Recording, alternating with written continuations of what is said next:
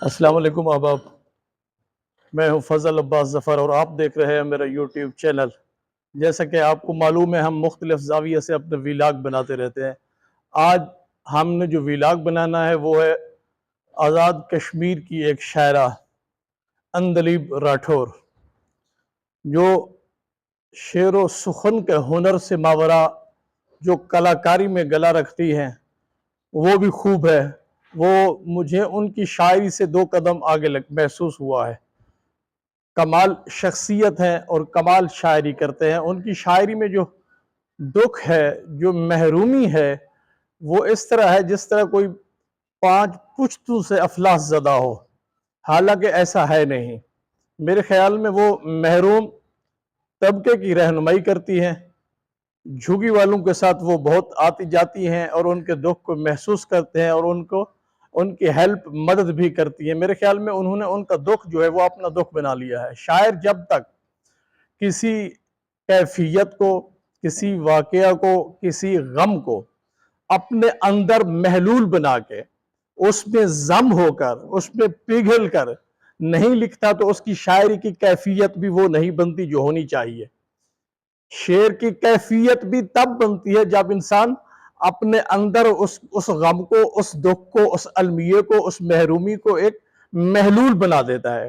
محلول بنانے کے بعد جس کیفیت میں وہ شعر لکھتا ہے تو اس شعر کی کیفیت جو ہے وہ اجتماع پہ بھاری رہتی ہے، اجتماع کی کیفیات کو تبدیل کر دیتی ہے۔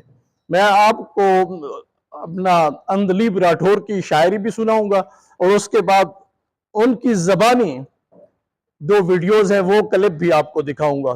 امید کرتا ہوں کہ آپ اس کو دیکھیں گے اور اپنا پر مغز تبصرہ بھی فرمائیں گے۔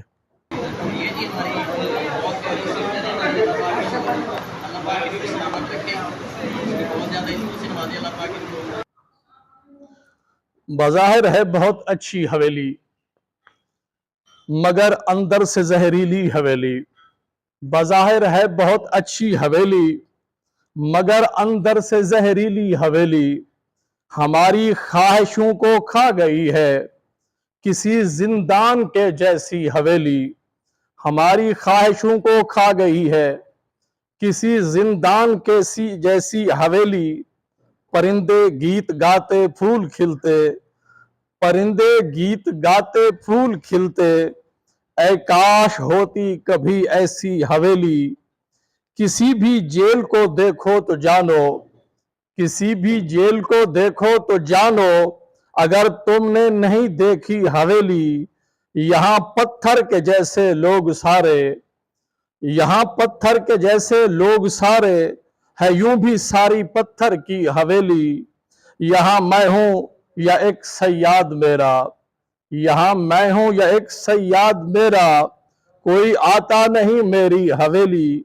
یہ حویلی وہی حویلی ہے جو فرعونوں کے محلات ہوتے تھے، جو آج بھی جگیرداروں کے محلات ہیں، سیاستدانوں کے محلات ہیں، سرمایہ داروں کے محلات ہیں۔